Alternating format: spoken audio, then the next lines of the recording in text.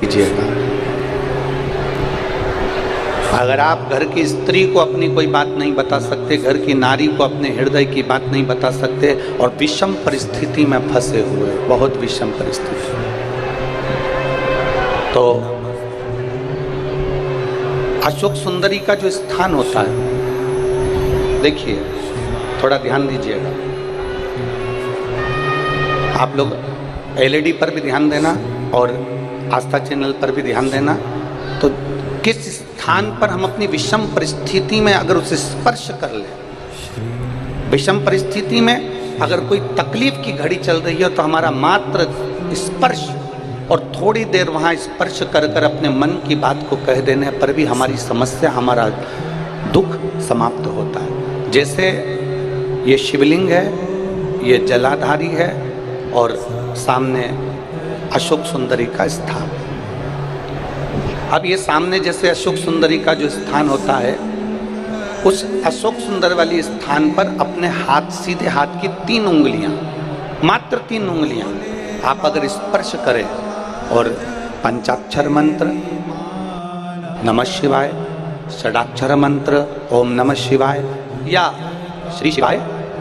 नमस्तुभ्यम का मात्र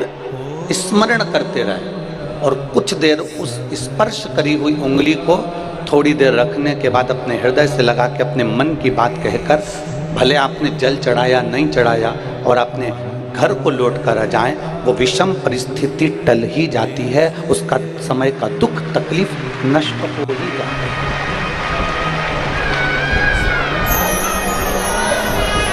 वो एक विषम परिस्थिति को टालने का स्थान।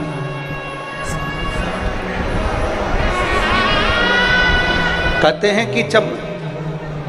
हम अशोक सुंदरी वाले स्थान पर जब हम हाथ का स्पर्श करते हैं, अशोक सुंदरी वाले स्थान पर जब हम हाथ का स्पर्श करते हैं और स्पर्श कर जब हम अपने मन की बात कहते हैं, तो वो बात महादेव तक, माता पार्वती के माध्यम से, अशोक सुंदरी के माध्यम से पहुंच जाती है और भोलेनाथ हमारे मन की दशा को जानकर आशीर्वाद दे ही देते हैं। वो विषम परिस्थिति। और शंभु शरणे पड़ी मांगू घड़ी रे, दुख का दया करी ने दर्शन।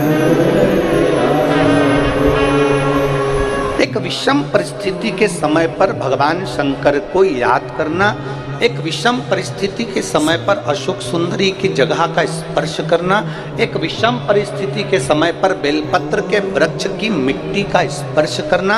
या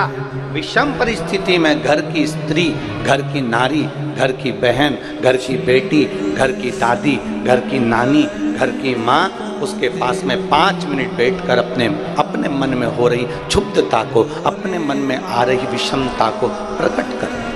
विषम